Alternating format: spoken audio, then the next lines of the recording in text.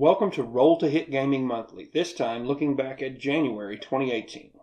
We're also going to look at the top 50 games that we gave you before on the channel. Now we're going beyond 50 to tell you what fell off. We're also starting a new segment this year with looking back at older games. We're calling it the Flashback section. So we're going to take a look at a game from the past that we just love to play. For Roll to Hit Gaming, I'm Chip. I'm Joe. And I'm Lucas.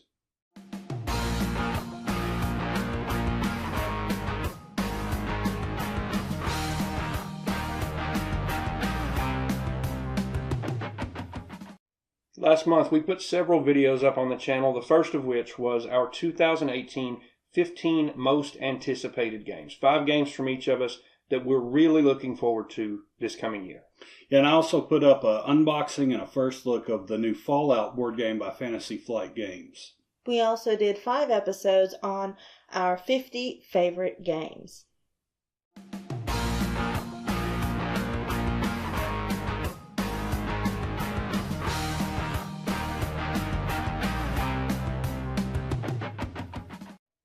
So off the shelf this month, let's talk about the good and bad that hit the table. For me, you introduced me to a game called Kingsburg, and it's the second edition of Kingsburg that we played.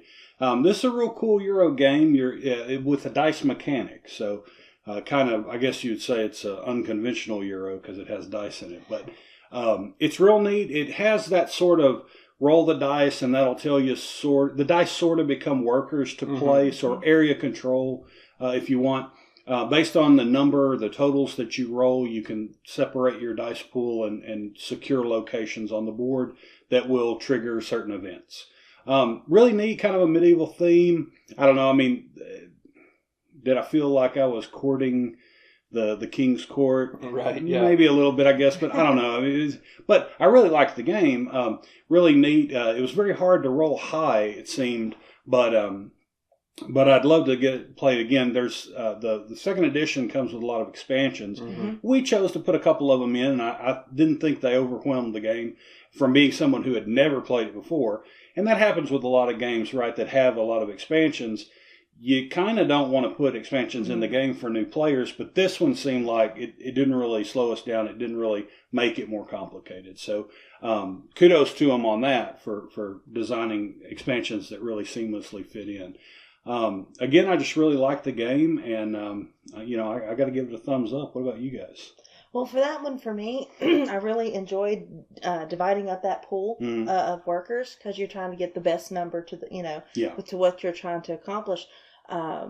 We didn't, like you said, didn't play with many of the expansions, but this is one of those games where you can play with a higher player count, and it doesn't bring down the game. It doesn't bring down the excitement. I thought it flowed very well with the high player count, and that's hard to accomplish successfully. I would definitely give it a thumbs up, too. Cool. Luke? Yeah, you've got the 15 or 16 spaces out there on the board, and based on how many pips you throw at it, it tells you where you can place your worker, and then you gain whatever it is that you gain there. All of the expansions are just little modules that you plug in. So you can say, I like this piece or I like this piece. It was the first time 3 of us at the table had played it. So I only plugged 2 or 3 expansions or modules into it. And that added spice to the game that isn't there if you just go with the base game. So it coming packaged with all of those modules that you can play with and you find the combination you like the most is a really, really good thing. I'd looked forward to getting this game for years. And I held off because I heard a couple years ago there was a second edition coming, so I thought I'll just wait till that happens. And that was a really good decision. Big thumbs up for me. Cool. So my off-the-shelf highlight pick for this month was Grand Austria Hotel. It's by Lookout Games. There's a lot of things you have to keep up with in this game because not only are you choosing your guests to come to your restaurant, and then you have to have they're represented in cubes, but you can always spice it up with accessories. Filling their orders, and once you fill their orders, then you can move them into you can move them into the hotel rooms. Once you get those hotel rooms open and ready for someone to stay in them, and then that grid, if you open up a certain number of rooms and a certain number of colors, then that opens up some victory points, or you get the Emperor's approval. And the whole thing is a build up for the victory points, of course, but there's so many pieces of it that you have to think 2 or 3 steps ahead that I just enjoy that puzzle so much. And that's why I give a huge thumbs up for Grand Austria Hotel. I give it a big thumbs up too, and I'm going to tell you, it is the consummate Euro game. Yes, it is. Now, it also has dice, but there's so much to think about, and there's so many plates to keep spinning in this game. You're going to do bad your first time playing it. It's just going to happen. But you will learn the things that you need to pay attention to in future plays of this game. It's solid as all get out. And the theme, I mean, I don't know if hotel management really blows my hair back, but it's fine. And the board is beautiful. I really like the game, and I really want to play it more because of, the complete destruction that I had in my first playthrough. So, but yeah, it is a really, really cool game and a lot to keep up with. It's one of those games you have to play more to master it. Yeah. It ranks up there with the title of heavy Euro game fits. Yeah. Yeah, you're going to look at this one and you think, oh, a cute little resource management game. We've upgraded our components a little bit, but there is so much in there. It is not a little resource management game. There's so many different things going on. It surprises me that you gave it a thumbs up because it didn't seem like while it was going on you were enjoying it. And then you mentioned to me earlier this week, hey, make room for me to have a disappointment this month. And I thought, oh, here it comes. So I'm glad that you liked it because I do really like that game too. But I tried to think this week, well, why would he be sour on it, thinking that's what you were thinking. We didn't play the starter game, which maybe we should have. That's true. Because in the starter game, your staff cards are all symmetrical. Everybody gets the exact same set of staff cards. Oh, okay. Yeah. I had already played the game, so I just skipped right over the starter game stuff, not even thinking that 2 of the people at the table hadn't. And so we did the full-on random staff cards. Yeah. All right, so that might have eased you into it a little better, because with the random draw, if you get a good little combo, that's pretty nice, right? Yes. Yeah, I had no idea what I was doing with the staff cards. Right. I thought I was making good decisions, but apparently I wasn't. So. Yeah, right. Yeah. And I like the pool of dice in this one that basically make up the strength of the actions for that round. That's a neat little thing I haven't seen in another game. And when you take that action, you take one of those die away, and you're making that action less powerful for this turn. So that's a neat thing. The only con that I had in that game, other than not winning it, was we played with 4 players, and it has one of those turn mechanics where you're going to go around and then start with the last player and come back. So with 4 players, there's going to be 8 actions in a given turn. Everybody gets to take 2. If you're player 1, you take the first action of the turn, hooray. But then you wait until 8 comes back around, and then you take the last action. So that added some downtime I didn't really figure on because I'd always played it at 2. Yeah. I think this is one of those I would suggest if you're not familiar with it or you're giving it a try it at 2 or 3. No more than 3. I think going into 4 right at the beginning is going to be a showstopper for you, and I don't think you're going to enjoy it, especially if you got folks in your group that AP on you. That's one of the ones where the Eurogame crowd is going to understand the AP player is going to be locked up, and you're going to have to wait a little bit to explain the dice pool a little bit more. So that was really cool, right? So if we're rolling, I can't remember how many dice we're rolling. I think it might be depending on the number of players. But we had a very large dice pool to get rolled, and if 6 number 4s come out, and if number 4, I'm pulling it out of the sky, right? But if number 4 is the prepare a room action, if you are one of the first people to take a dice from the 4 pool that has 6 dice, you can prepare up to 6 rooms, right? Because you got the money. If you have the money, because there were 6 dice in the pool when you chose that, right? And but then you're whittling it down because you're taking a dice out, so the next person to come along, they could prepare 5 rooms, and then the next person 4, and so on and so forth. That was really cool. I like how they did that. Yeah, I'm sorry. I was just saying that because you were talking about the die pool. What was really cool is they went ahead and added a 6 to where that 6 could be any of the actions. Yeah, like a wild card. So, like, if you really needed a large group of 2s and you didn't get that with a roll, but there was a decent number of 6s, you have to pay for the privilege, but you can use the number of 6s as a number 2 action. Yeah. So I thought that was cool that they can give you a chance. Yeah, right. If your stuff didn't come up. So Grand Austria Hotel, y'all check it out. Big thumbs up. Lucas, what do you got? Mine this month, my highlight is going to be a little bit of a nostalgic pick. We played something one night, and the evening ended a little bit early, so we had time for a short one, and we pulled Vegas Showdown off the shelf. And we haven't played it in years and years and years, and I had a great time. This is a really simple little, let's just throw out the components because they're garbage and we all know that, right? Paper player mats. But, you have just an area on the table with the board where you put different kinds of installments for your casino that you're building, whether they be restaurants or slots or high-stakes gambling, whatever it is, and they have bidding spaces underneath them. And you take your bid marker and you bid and everybody goes around. If you get outbid, there's a series of numbers that you place it on, and that's how much you're bidding. If you get outbid, then you when it comes your turn again, you've been outbid, you can place it somewhere else, and that keeps going until everybody's made their bid. You pay for it, you place it into your casino, and you're trying to match some symbols up to get bonus points. You're trying to fill up the different sections of your casino, and those games or hotels or restaurants or whatever they are, they also add to your population and your income each round. And so it's just this little puzzle with a bunch of auctions that I don't normally like, but it really, really works in this one, especially fits in especially well with the theme. And that's why I picked this month, Vegas Showdown. Big thumbs up for me on that one. I could give or take that one, but what I do like is it is a great intro game to that bidding and the auction mechanic. If you're not really used to that, or you haven't played that much and you want to try it out, that's a great way to start out, because that way you're not overwhelmed or disappointed. You're going to get something, right, for the most part. Just it may not be what you want that round. Yeah, I give it a thumbs up because this is a game where, unlike a lot of others, we always say, oh, well, this is best with 3. Right. This game will play up to 6, but probably best you keep it at 4. We say that a lot. This game, it's great with a huge amount of people. Oh, yeah. I mean, you could play max player count because everything is going simultaneously, essentially.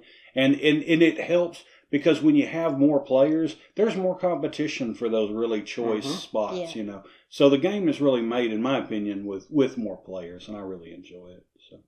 Well, if we have disappointment, let's talk about them. So I'll start off. Lucas, you mentioned you thought it was going to be Grand Austria Hotel. Yeah. Actually, my disappointment this month is me. And it was it was because we were playing Grand Austria Hotel, and I was getting completely demolished. Okay, and that's not Jolene's fault, right? So I feel like I kind of got to give you an apology for the way I acted because, I don't normally have outbursts about games. But I was doing so poorly at that game, and I just couldn't figure out why. And so, I let it get to me. I let it get under my skin, and I kind of had an outburst about it. So I apologize for that. But it was like, like I said, it wasn't your fault that you lapped me twice on the victory point track and almost lapped everybody at the table. Actually, I think Lucas was only 5 or 6 points ahead of you, lapping him by the end of the game. So, it's not your fault that you were having a good game. It was my fault for just not being able to figure out what the heck I was doing. So I'm sorry, and I am my disappointment. I did enjoy the game, want to play it some more. I just was having a really bad night that night. So I think it was just the frustration level you were having. It was, yeah. You were looking at what was available right then. It was something. And I was looking at, in 2 rounds, the Emperor's thing's coming up. So I need to set up.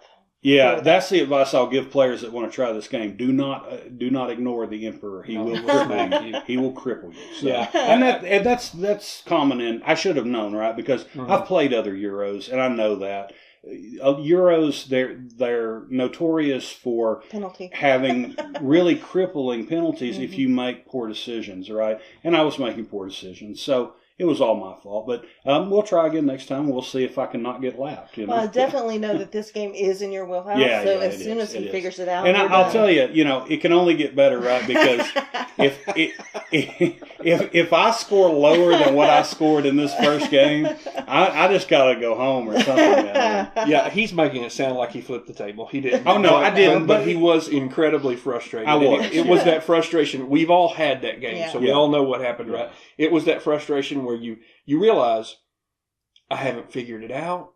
Yeah. Or this game's too heavy for me, or I don't have a chance. I'm of asleep. catching up. I don't know what's going on. It was that combination of complete frustration, that hit him, and that's why I thought he didn't enjoy it.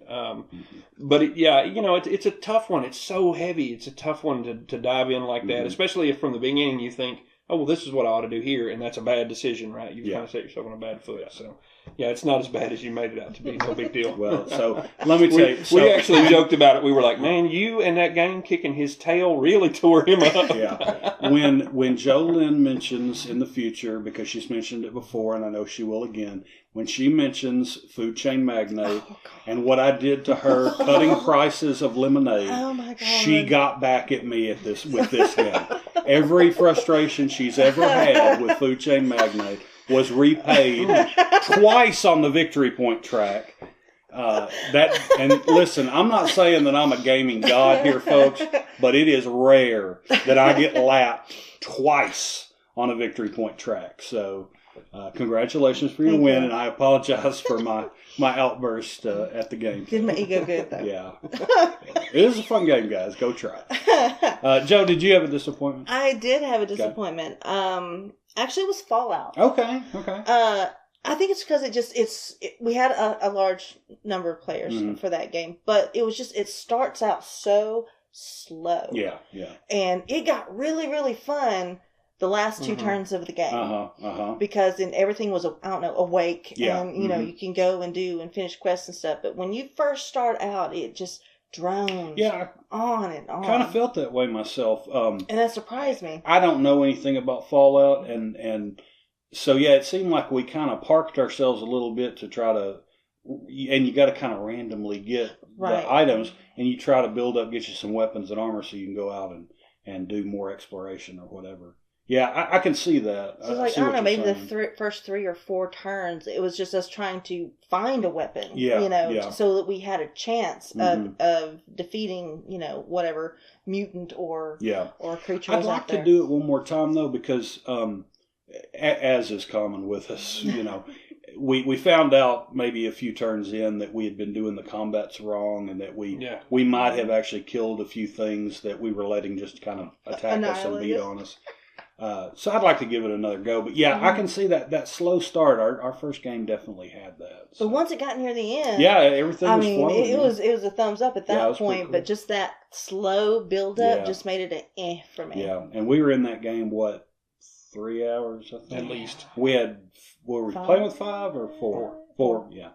So. Yeah, I actually thought that about 90 minutes in. I said, so is this game just stand here and randomly draw from a deck, hoping you get something good? But like y'all said, it really ramped up towards the end. I wish that was kind of a fast start way to do that. Well, but they're onto some neat ideas here. That all of your upgrades or skills or whatever are triggered on this special track that you have across. And if you're familiar with the video game, that may be there. I don't know. But I thought the idea was really neat. I'm not familiar with it. But basically, you have these little tokens that go into your player board that spell special. And a weapon will say, SP and L, right? And what that means is you get a reroll for every one of those that you have in your little bar up there, and you get additional ones every time you go up a level. You can draw one, and if you draw a duplicate, you can get another one, or you can take a perk, which gives you a special ability. I thought that was really neat, and more so, I only got 2 experience points in the whole game and never went up a level and managed to win it, so it doesn't have to be your path to victory. So that's cool. And I wonder if, to help the ramp up start, I know that in the very beginning we were ignoring the, if you want to call them missions or objective cards that were already out on the table. And I wonder maybe if you kind of race to get those started. Get the story kicking. Yeah, if it'll start kind of rolling for you. I'm willing to give it another shot, but I can definitely see your slow start comment. Okay. Well, those are our highs and lows for the month of January 2018.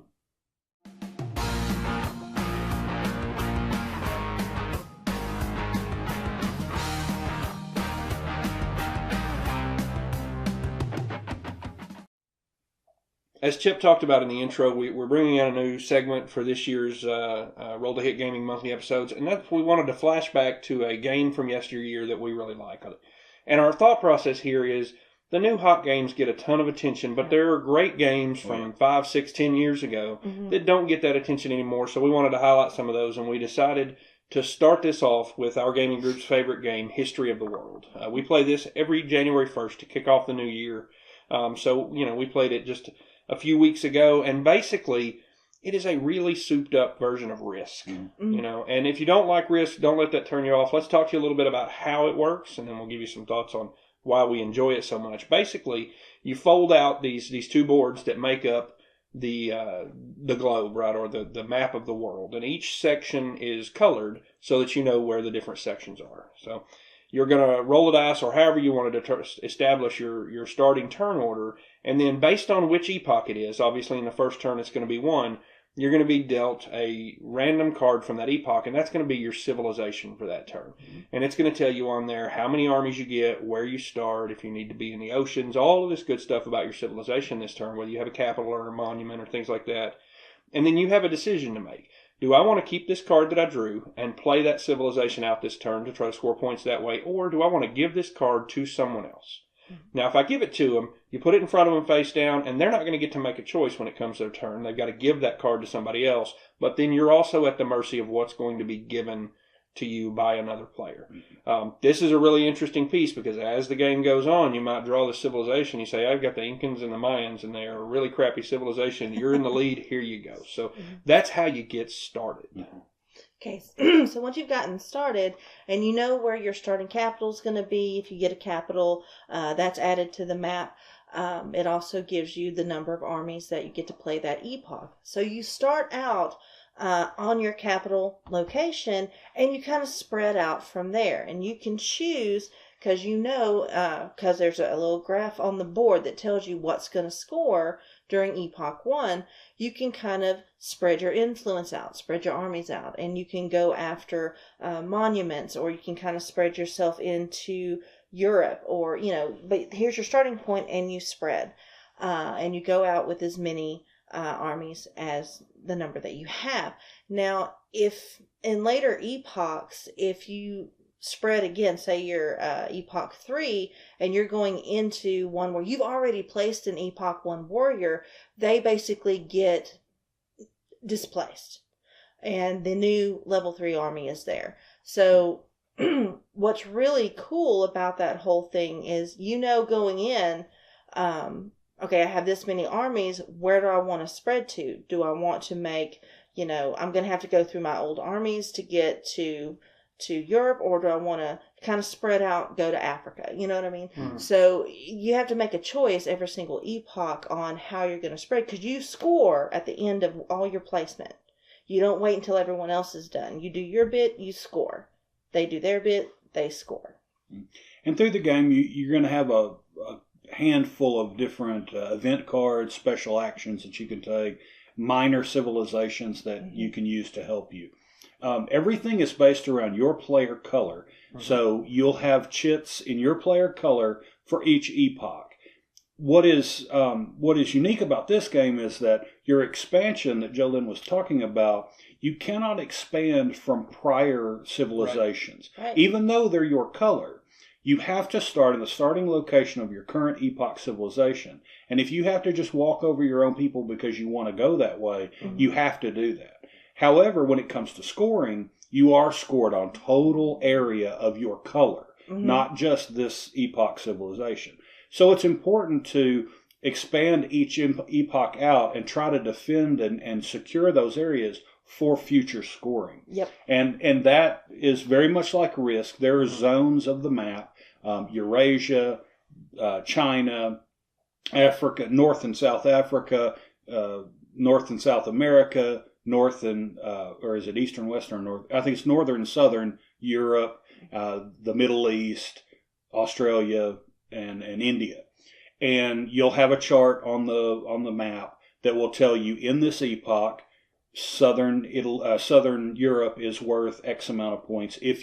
There's 3 different ways to score that. If you have a presence in the area, just having one chit in that region, you'll score 1 times the value listed on the scoring map for that epoch.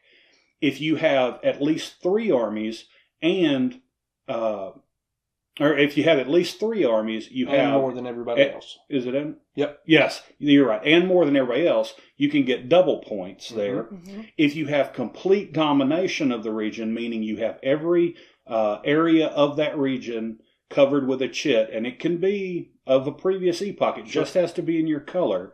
You'll score triple the points on that epoch scoring. So it's a little bit the scoring there is a little bit more sophisticated than Risk. Yeah. A little more expanded, but that's really what makes it. Mm-hmm. And not only are you tracking your victory points for score, but as you gain these civilizations and as you take these minor empires, the number of armies you're given is going to move another marker on the score track, your power track, up and down, up.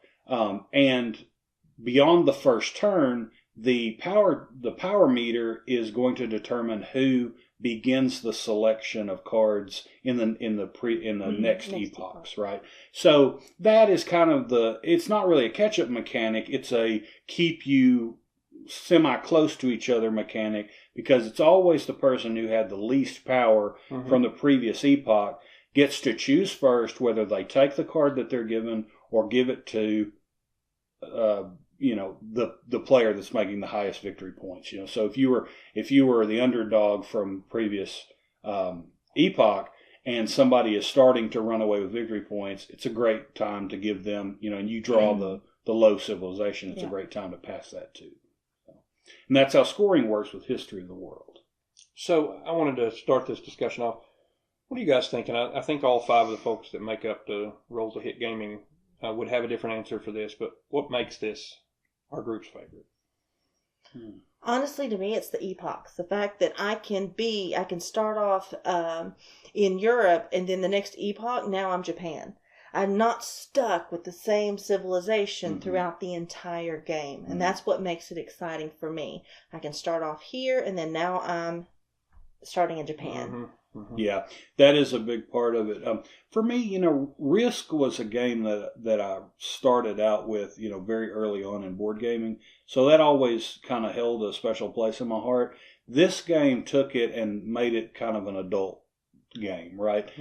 It was more complicated and more, not more complicated, just more sophisticated than Risk. But it still had that kind of world domination theme that I really enjoyed from the previous game. So and it's one of those, I always talk about this, of shared experiences in our gaming group. We've been playing this game for 20 years. And, it's just, I can always look back and say there were always fond memories of playing this game with you guys. So I think that's part of it too. Yeah, I like how everything stays in your turn. Now, this is you could say it's confrontational, but it doesn't feel that way. It's an area control game. And the way the turn works in that epoch, once everybody's made their selection or been given their civilization card, on the back of it, it tells you the order in which those civilizations will take their turn. And it's based on the passage of time because you're going through an epoch in that turn, right? So I do whatever it is I'm going to do. I expand, I capture resources, build monuments, all that good stuff, and I score my points. For all intents and purposes, I'm done. That's over with. So when you come in, and now you're running roughshod through my little empire, I've already gotten my points on that. Yeah, I'd like to defend it so I could get some future points on it. But the little battles that occur there, they never feel tense or personal, right? Because I've gotten mine. I'm going to move on. And if they're smart, they're not going to let me have a civilization in that area next time so that I can make it even bigger. That there's some gamesmanship there. I think that's one of the really big draws for this one. Add that to the fact that this is a long game. It takes us all day to play. And I never feel disconnected. And that is huge for me. I mean it all the time. Yeah, there is not a sense of take that in this game. It is confrontational, but it's understood once you've played it, you understand this epoch is going to have people come on top of it. It's you wouldn't be playing the game if they didn't. So, but there's not any. For me, I don't think we've ever had a situation where somebody, threw a card on somebody and said, and it was like, oh wow, didn't. Well, you're going to play them in your turn, right? Yeah. So that helps, right? The surprises that pop up are less because you're Your event cards are for the benefit of your scoring turn. Yeah. And like you said, once your turn is finished, you're kind of done with that epoch and that civilization because you've already scored on it. Mm-hmm. Right. Mm-hmm. So that's going to be our look back at History of the World. It's a great game. Z-Man is coming out with a new version of it in 2018, so I don't know what the differences are going to be. Obviously, I haven't seen it, but if you have the opportunity to check it out, I would suggest you do that. Our flashback this month, History of the World.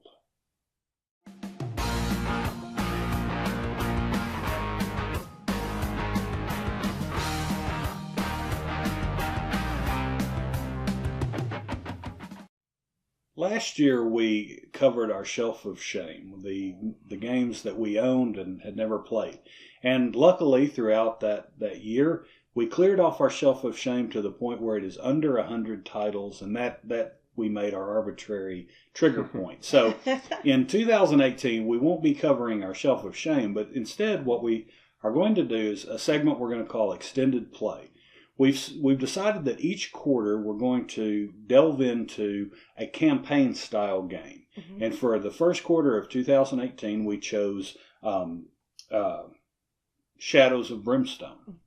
And so Shadows of Brimstone is a dungeon crawl set in sort of a Weird West theme. For those of you who are familiar with the role-playing game Deadlands, it's a very monster-ridden Wild West setting. And I don't know why, but that's always just kind of struck a chord with me. I like that kind of setting. This game is your typical dungeon crawl. You're going to have a modular map that fits together like a puzzle piece. The dungeon will be created through the semi-random draw of cards to tell you which new passageways open up, and you adventure through based on mission parameters that you've read in a storybook. So that's a general highlight. For our first game, we started off with a mission called For a Few Darkstone More, and our intrepid band of heroes had come together, and they had decided to go through the mines and try to find a hidden cache of this darkstone material that apparently is used in later visits into town to upgrade your weapons and can be sold for more money and things like that. And so as we trekked through the mine shaft, we encountered different creatures bent on our destruction. So, what do we feel after the first game? What do we feel about this game, Shadows of Brimstone? I really enjoy how the way it's laid out is you're basically, in order to complete that mission, you have to find a certain number of clues. So when you first start off, you decide, okay, do I want to do easy mode, medium mode, or my gosh, this is impossible mode. Right. And that tells you the number of clues that you have to find. So as you're delving in and you search a room and you win these clues, some of them are absolutely nothing. Nothing happens. Some of them are, yes, you found a clue. Some of them are an ambush, and then here come the monsters. So it has a timer to it, but it's only as far as, you're willing to go. You know what I mean? You're setting your game link. You're setting your game link with that choice. As the monsters come out, I think that's a really cool piece of it, because they come out from like the furthest doorway, and then they kind of checkerboard out toward the group. So it's not like they're on you. Yeah. You have a moment to think, to plan, and to start shooting or whatever. So that plus the complete difference of characters. I mean, you have a gunslinger and you have a piano player. I mean, you can be just anything, and that's really cool too. So that's what I got out of it. Very cool. Lucas? I guess I'm gonna be a little bit of the dissent there. The dungeon crawl part of this and the theme around that is really, really neat. The problem is that gets broken up a lot, which is so much administration that you have to do in this game. I'm exaggerating, but I don't think by much. There's 30 different decks you're going to interact with over the course of a game, and to me, one of the big killers is that loot deck. It's not very big. But after we kill something, everybody takes however many loot pools, right? And it's you pull a couple, then we have to shuffle this thing again, and you pull a couple, and we have to shuffle this thing again. I was thinking about that. Well, if we could make some tokens or something and throw them in a draw bag, maybe it would speed that up, because it's a whole stop, do this, thing forever, and you've got to keep track of how much money you got and how much experience you got, and it's just this. There's so much admin to this, and I think regular viewers of the channel will know I'm very get off my lawn with the game apps, and I'm going to tell you right now, this game needs one. Yeah. It can manage all of those sorts of things, all of those different decks you've got to draw from and reshuffle and all that stuff.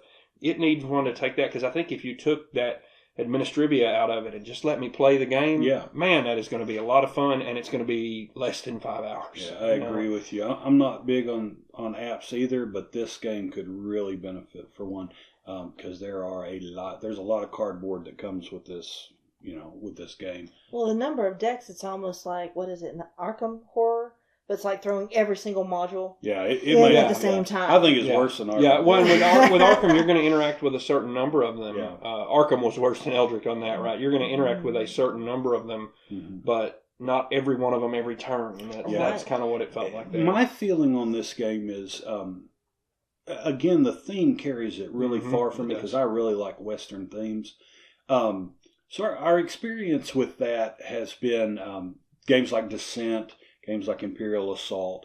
And in those games, you have sort of an overseer, the Imperial player, Those games are constructed so that one player can manage all of the administration that needs to happen in this game. Shadows of Brimstone, I have come to realize, is different. And it's cool because, like Joe said, the monsters are programmed with the rule set. So you don't need one player to be the dungeon master with the monsters. The rules tell you place them this way, and they will go toward the closest model that doesn't already have one until you're basically even, and then if you have leftovers, draw randomly. It gives you all those rules. Shadows of Brimstone really requires you to split up the administration of the game. One player can't handle it all, and I found that out our first play. It was getting really cumbersome for me to kind of juggle everything. And I had already given some of the responsibilities away. You were managing the map deck, and so I think in this game it's probably very smart to say, okay, Lucas, for this session you're going to be the loot man. And anytime we get loot, you need to hand it out to us. Jolene, you're going to manage the map. Johnny, we're going to give you something that doesn't require a lot of manual dexterity. Brandon, it's an inside joke, but I love you, Johnny. Anyway, but that's what I'm saying. You want to divide the responsibilities in the absence of an app, and they haven't created one yet, to manage all of that, because it's, like I said, it's just overwhelming for one player. But still, the game is fun, and it also feeds my acquisition disorder, because they have plenty of expansions for this game. So anytime it starts getting, samey or bland, you can always go out and buy another adversary to throw in and do with. So, final thoughts? We're enjoying it so far, or we want to slam the brakes on it immediately? No. I want to see where it goes. Yeah. I'm hoping it picks up in the next one. I'd written down on my notes about it. It's got a concern for me, kind of like the old Warhammer Quest does, and I love that game. I don't like the experience system in it. I feel like there's an opportunity for a less combat-oriented character to kind of get left behind experience-wise, so that worries me. We'll see how that plays out. Maybe it balances out somehow. Like I said, the dungeon crawl part of it and the theme is great. So, I definitely want to play out our campaign and see how that goes and get the full experience for it. We stopped after the dungeon crawl, and we're going to begin the next session with the town. I've played this before we started this, and do that because you've dungeon crawled for however many hours, and now you're going to spend another hour to 2 hours in town, and that's going to kill you. Do that at the beginning so that you can finish with some excitement. I'm interested to see where it goes, but I got to admit I'm a little apprehensive. I was pretty frustrated after that last one. So. Well, there we are, and we'll continue this through the month of February and March, so stay tuned for more news from Shadows of Brimstone.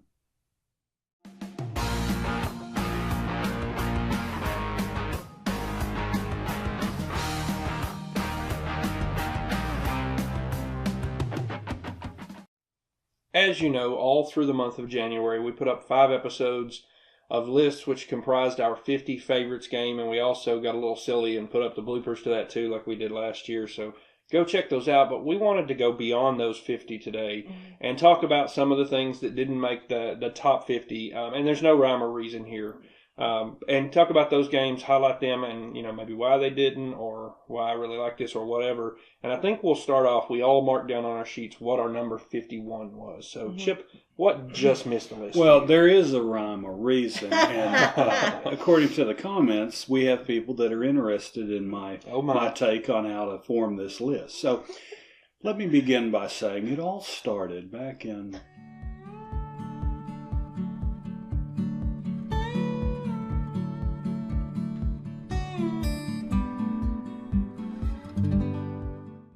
All right, so my number 51 was Massive Darkness. I got this from Kickstarter, and we have played the Zombicide Black Plague title. Yeah. This is sort of some people were saying it was a step up or an evolution of that system. I think it was more of kind of a sidestep. It's along the same lines, but they added a little bit more campaign to it, and that was one of our kind of critiques of Zombicide Black Plague, is that it sort of lacked in the campaign side. This one, this one doesn't, blow up into full-blown role-playing game, but it adds a little bit more to it. It certainly has a huge selection of monsters, characters to play with. It actually has crossovers back to Zombicide Black Plague, so you can kind of take some of those characters and interchange them. And this was one I was like, you know what, I'm going to pick it up. If it's not that great of a game, it's okay. We're big role players, and one day we get back to D&D, we'll have, like we're not drowning in D&D miniatures as it is anyway, after backing 2 or 3 Reaper Bones Kickstarters. But, that's the excuse I use because I'm an addict. But I actually played it at home solo, and then I played it with one of my daughters. And we had a really good time at this. Now, it's not I don't think it rises to the level of a Descent or an Imperial Assault or anything like that, but it's a fun game to play. The rules are easy, and it's more of a kind of a kick down the door, bash the door in, kill and take the treasure, right? Kill the monster and take the treasure. And I can appreciate that. It can be brutal. It'll jump on you real quick if you let it, but it's just really fun and it's simple to play. So Massive Darkness came in my squeaker at 51. Well, for my number 51 was actually King of Tokyo. This is a game that was much higher on my list last year. And it's one that's not only enjoyed by my family, it's enjoyed by, our kids, but it's one that I've taken to Scouts and the Cub Scouts. They really enjoy it as well. But basically you are a monster that's attacking Tokyo, and it could be, Panda Kai is one of them, this gigantic panda, or you can be the big fluffy cyber bunny, and it's just, it's tons of fun because these other kaijus are coming in and they want to be the one to destroy Tokyo. So you're battling other monsters for the right to demolish Tokyo.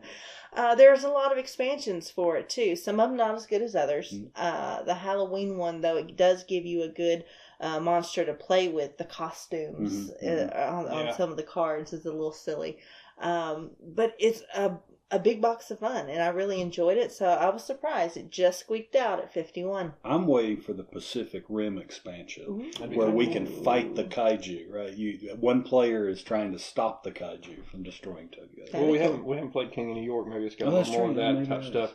This is one of those games, it has never hit the table. And I'm talking about, we have taken this and played this with all walks of folks, including people who said before the game, I don't like Monopoly, I don't want to do that. They loved it. They had a great time. They were screaming and hollering, and it was a wonderful experience every time it comes on the table.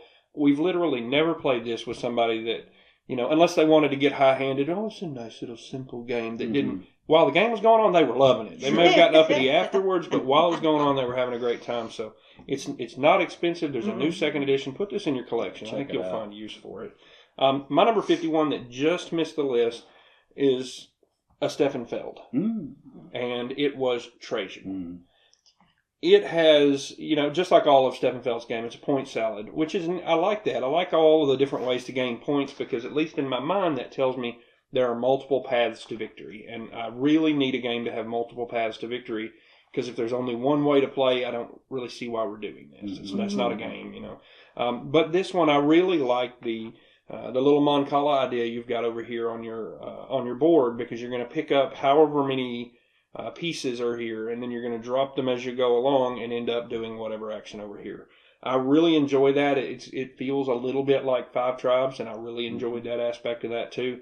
But on this one, you know, you're building Rome, you know, so you can take actions to go build little dudes. You can take actions to gain you some resources that you can ship out and get points that way. So many different things. It's a real brain burnery deal. And I just really enjoy it. I was surprised it didn't make the list. Sneaking in at 51, Trajan from Steffenfeld. Well, when I created my list, I gathered all the games that we had and played, and I got it pared down to what number could possibly has a shot at being at 50. And my list, when I started paring it down, was at 129 games.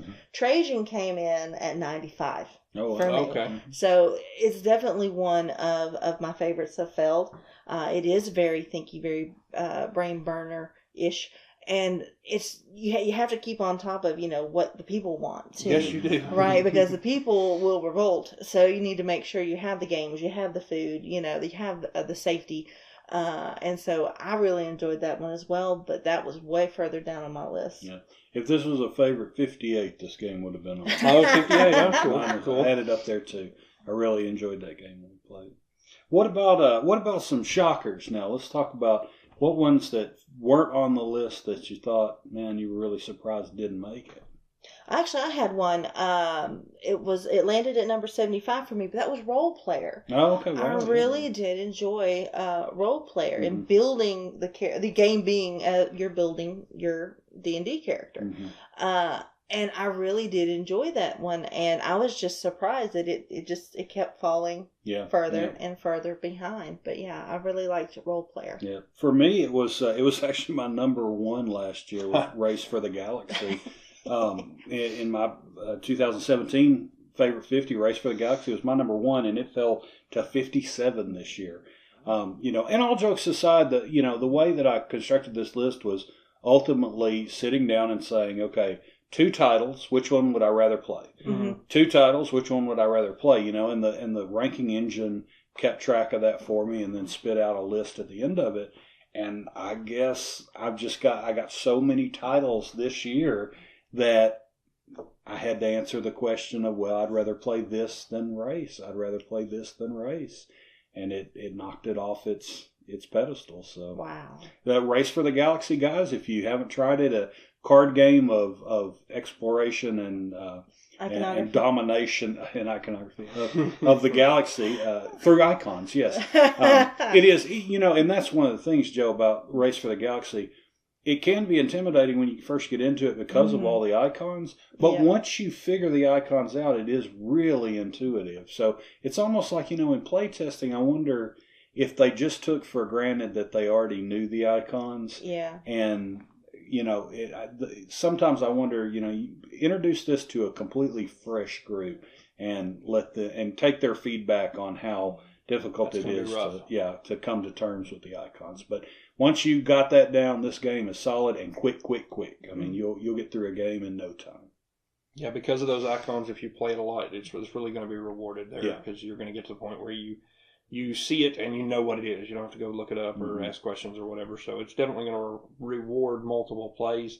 My surprise pick, I guess, it wasn't shocking, but I tell you, I ranked 110 games to comprise this list, and I kind of did what Joe did. I took my starting list and I just said that doesn't have a chance of being in the top 50, and I got rid of those, and that left me with 110. The last one on the list, 110, was Dice City, and when I saw that, I thought, man, I really like that game. How did it get to 110? You know, it's just like you were saying, you make a simple choice, this game or that game. So I can honestly say that every game that I ranked, I really enjoy, because, you know, like I said, my reaction there was, I like that game. Why is it so low? Dice City at 110. Wow. Mm-hmm.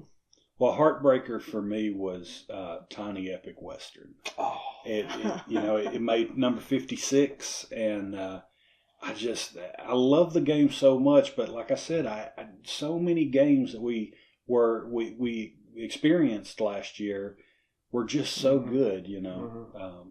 So yeah, that one didn't make it. For me, one of the heartbreakers was one of the games that I really enjoy at 2-player.